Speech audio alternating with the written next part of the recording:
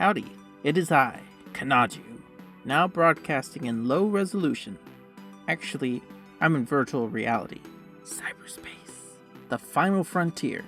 You see, I purchased my PSVR headset way back in 2019, specifically to play No Man's Sky VR at launch. And let me tell you, I have never regretted that decision even once, because No Man's Sky truly was built for VR. People often like to ask what VR's killer app will be, the system seller.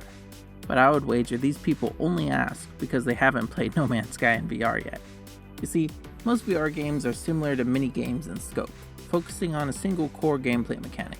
You have VR cooking, VR driving, VR piloting, VR shooting, and of course, VR walking around.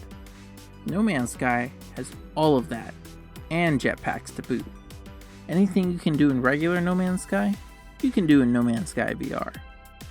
So let's take a look at what makes No Man's Sky VR both better and maybe worse than regular No Man's Sky. In other words, these are 5 ways No Man's Sky VR is different than regular No Man's Sky. Because despite full feature parity, it's a very different game indeed. Before I begin though, please note that all gameplay was captured on a 2nd generation PSVR headset, plugged into a PlayStation 5 console. Of course, VR gameplay never translates well to regular video, so you'll have to take my word for it that what you're seeing on screen right now is only a fraction of the experience I'm getting while using the headset. I also opted to use Move controllers versus a DualShock 4. So if you're running PSVR on a PS4 with a DualShock, or a different headset on PC, you're going to have a slightly different experience. However, I think most of these points hold true regardless. Alright, let's start with number 5. Interactive cockpits. That's right, that throttle and joystick that just sort of sit there in regular play, you can use them. This makes flying your Starship even more immersive than VR already would. Speaking of which, you can also look around 360 and see the rest of your Starship's cockpit. Lots of cool details that regular players just miss out on. Need to exit? Simply lift the canopy by the handle and you're out. Being able to examine every detail of your Starship and actually use its flight controls make the Starship experience come to life in a way that's difficult to communicate through video, especially this one. Oh, and for all of you who have been begging for first-person warping since 2018, you'll get a kick out of this. Just see for yourself. However, as much as all of this improves immersion, it does have its drawbacks. For one, you lose the ability to fly in third person, and the advantages that come with that. Secondly, if you're playing with Move controllers like I am, then you have to use the virtual HOTAS to pilot.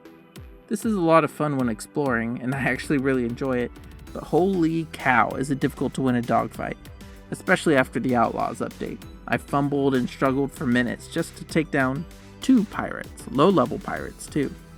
Since the throttle and joystick aren't physical objects, it can be really easy to lose track of where your hands are during the stress of battle, so then you'll end up kind of like pushing the joystick in the wrong direction without really knowing, or it won't do what you think it is because your hand's in the wrong position. So it makes aerial combat really difficult as a result. This wasn't really an issue when it first launched, since all the pirates were total pushovers back then, but nowadays I struggle to keep up with them in VR. Luckily, the Outlaws update, in addition to making all those pirates tougher, it also added combat flight assist, which essentially autopilots your ship on an attack vector. Since it can be activated at will, I found it made combat a lot more manageable while still feeling quite action-packed.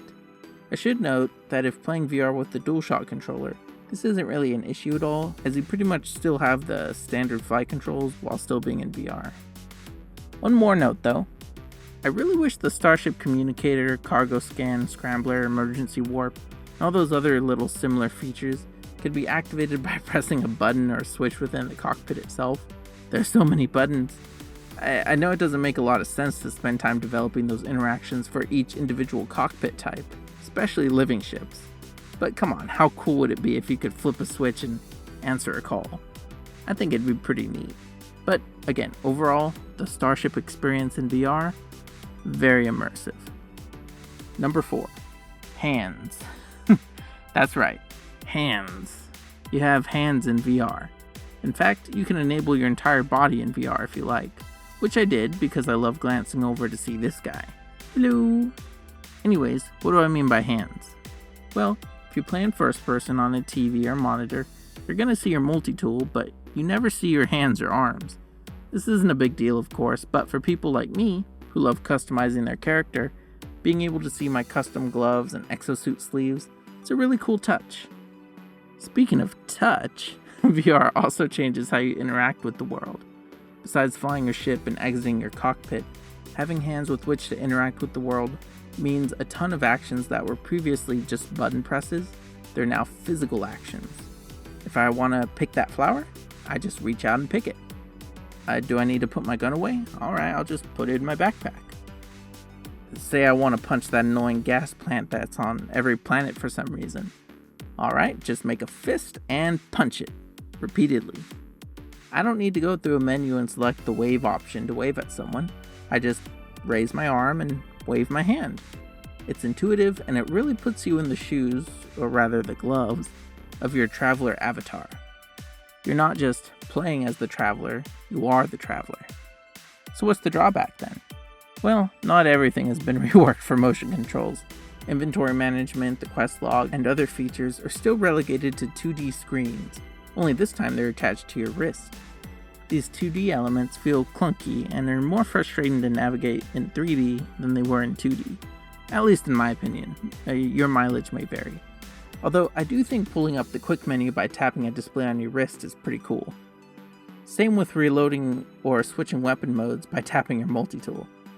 It's a bit of a mixed bag, but when using your hands to interact with the world itself instead of a menu, it's definitely a winner. Number 3, combat. Now, I know No Man's Sky was never meant to be a dedicated first-person shooter like Destiny or Call of Duty, but it does have combat. You have a gun, and there are enemies to shoot. On a console, this experience often feels a bit lackluster compared to those more focused titles. However, in VR, it's pretty much as good as it gets. You see, in VR, gunplay is by default more responsive. You can aim down sights without needing to install a combat scope, you can fire behind you while running for cover, you can even hide behind cover and fire your gun around it. Having the ability to quickly switch between targets or maintain targeting while moving makes combat feel more dynamic in VR.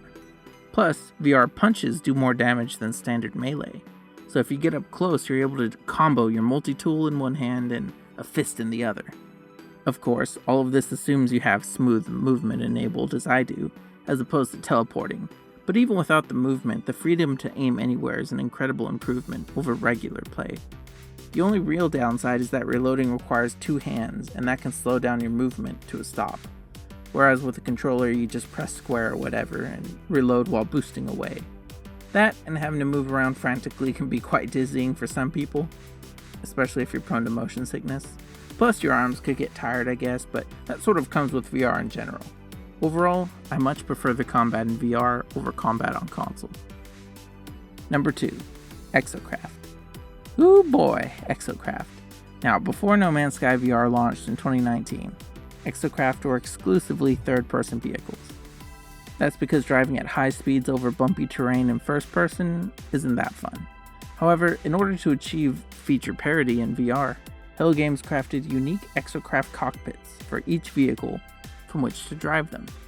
And unlike Starships, each one feels very different. For example, you have the Roamer, standard Exocraft. Inside it has a steering wheel, which you can actually use to steer in VR. Makes sense, and it actually works pretty well. And yes, in case you're wondering, you can steer with one hand, but it's much easier to control with 2. The Exomech, added after VR, features dual joysticks, a unique configuration among all cockpits. These function similarly to giant joysticks on a controller, with the left controlling speed and direction and the right controlling where you look. It also works pretty well actually. Jumping around in the Exomech feels great, even in VR. And its headlights and ability to move in water also make it a pretty cool submarine. Speaking of submarines, of course, I got the Nautilon plans for this video, but I forgot to buy the fuel blueprint, so I couldn't actually drive it around. But I've spent hours doing so in the past, so I can confirm that it works as well as you'd expect. It has a throttle and stick setup similar to Starships, except it's way cooler because it's a submarine with functional headlights. Funny enough, I think I was most surprised by the Colossus Exocraft.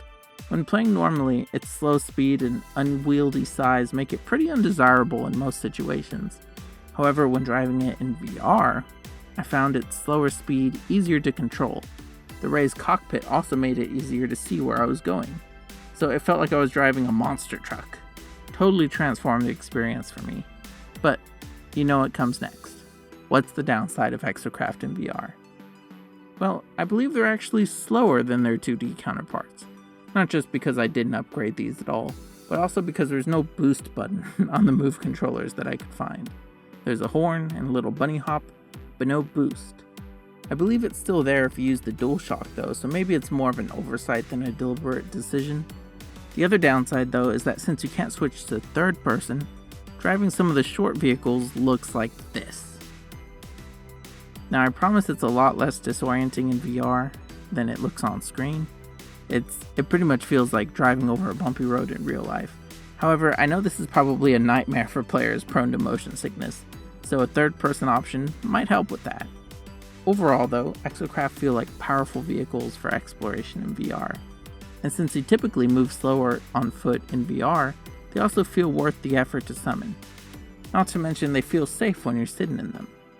That one probably doesn't make much sense if you're looking at this on a screen, but trust me on that one.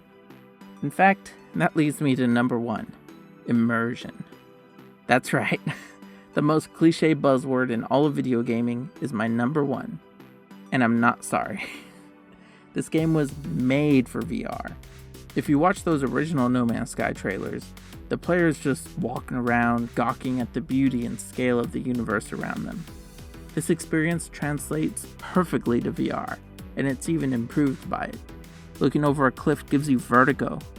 Regular plaques feel significant. These ruins, they felt much more mysterious and interesting to explore. Freighters and space stations are large and impressive, and don't even get me started on the planets themselves. If you thought you felt excitement leaving the atmosphere of your first planet back in 2016, just wait until you take off in VR. No Man's Sky simulates real scale, and VR gives it real depth. It's a match made in heaven. Boring tasks become engaging in VR. Slowly walking across a planet becomes as enjoyable as going for a hike. Driving an Exocraft feels weighty and powerful. Your Starship cockpit becomes your home away from home. VR takes a lot of the rough edges of No Man's Sky and smooths them out with tactile interactions and responsive controls. Spooky things are spookier, epic things are epicer, and all this for free if you already own the game. Predictably, there are a couple of caveats though. Firstly, while it is free if you already own the game, if you're playing on PS5, you'll need to install the PS4 version in order to play in VR. This isn't the fault of Hello Games, of course. Rather, it's Sony who decided PS5 apps won't support VR. So this means while you can seamlessly use the same save for both 2D and VR on PS4, on PS5 you'll have 2 different saves and 2 different apps. This is why I had to spend several hours progressing through the game again, instead of just booting up my regular save and having everything ready to go. On PC, it's all integrated of course, so no worries there. I also assume it'll gain this feature when PSVR 2 launches, but no one knows for sure. Another caveat is that it's not great for recording video or taking screenshots. There is a photo mode, but screenshots are inevitably inferior to those taken on a monitor. So I imagine most virtual photographers will steer clear of this until the next big update for PSVR 2 arrives. Finally, the last caveat is motion sickness, of course. I know I touched on this a couple of times, but for many people this is the biggest obstacle to enjoying the game in VR. Other than headsets costing a lot of extra money, of course. To their credit, Hello Games did include a few accessibility options to help alleviate this. You can choose to teleport, or you can use free movement like I do. You can turn more or less sharply, you can enable a VR vignette to reduce your field of view, and of course your cockpit will black out when entering a space station, if it has to flip your ship. All great features that go a long way to making it more playable for more people. But that's it. Those are my 5 ways playing No Man's Sky in VR is different from playing on a TV, for better or for worse. I think No Man's Sky is a killer VR app, the best actually, and it's free. But hey, what do you think? Have you had a chance to play it yourself? Are you interested in getting a headset to play it? Or are you a VR player who's interested in No Man's Sky? Let me know in the comments below. And while you're there, let me know if you'd be interested in more VR content down the line. I recorded way too much footage, so you may not have a choice, but I'd like to know what you think regardless. Thank you so much for watching. This video took several hours longer than usual to make due to the extra recording and a couple of script rewrites, so I wasn't able to do an extra video this week. But I was really excited to try something a little different, so I hope you enjoyed it. Now, I'm not going to guilt you into liking and subscribing just because of how much time and effort I put into this video. I would never stoop to comparing how much time it took to make this video to how little time it takes to like and subscribe, because that would be manipulative. However, I would mention that I publish a new No Man's Sky video every week, and liking and subscribing is a great way to ensure you don't miss out. So, thanks again for supporting the channel, and I'll see you next week. Adios!